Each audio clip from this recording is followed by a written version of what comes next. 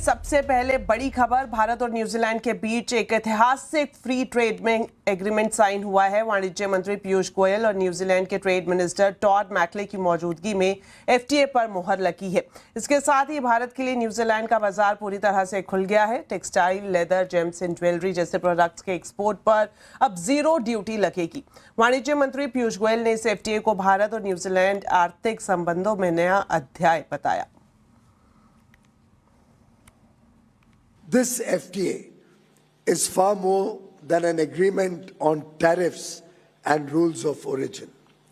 It is a comprehensive framework spanning market access, productivity, investment and mobility, designed to benefit manufacturing, farmers, artisans, MSMEs, women entrepreneurs, students and skilled professionals across both nations.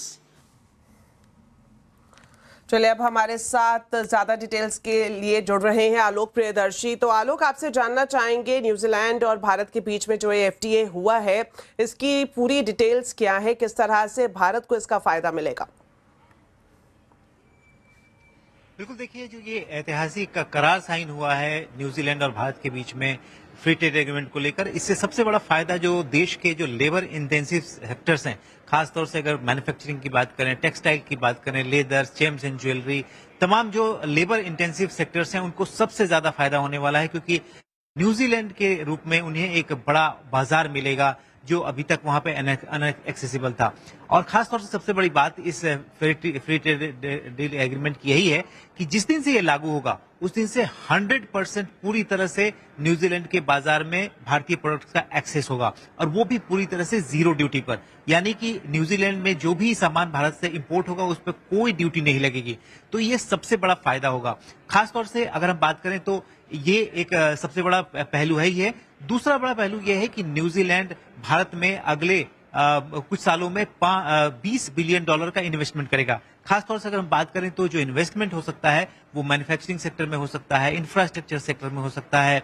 इसके अलावा कई सारे IT, education, इस तरह के जो sectors हैं वहां पर भी न्यूजीलैंड ये इन्वेस्टमेंट करेगा। तो एक तरह से न्यूजीलैंड से $20 बिलियन का एक तरह से कमिटमेंट कहा गया है इस डील के साथ साथ, और भारत में इसके बड़े फायदे होंगे।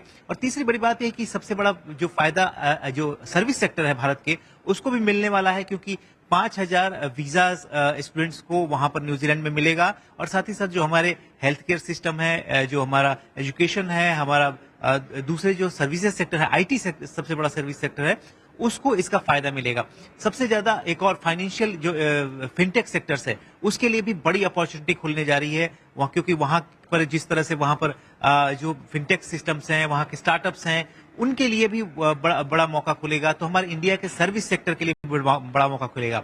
अगर हम बात करें एग्रीकल्चर को लिए, तो एग्रीकल्चर के लिए बिग नो है भारत की तरफ से। इस जो ट्रेड एग्रीमेंट में हस्ताक्षर हुए हैं, भारत में किसी भी तरह का कोई भी एग्री प्रोडक्ट न्यूजीलैंड से इंपोर्ट नहीं किया जाएगा। हालांकि जो टेक्नोलॉजी है, कि न्यूजीलैंड देखा जाए तो बहुत बड़ा एग्रीकल्चर स्टेट है, तो वहां पर टेक्नोलॉजी जरूर आएगी, और ये जो डील है इस साल के एंड तक लागू होने की उम्मीद की जा रही है। ऑल राइट जी, बहुत बहुत शुक्रिया आलोक आपका इस पूरी जानकारी के लिए। चलिए बढ़ते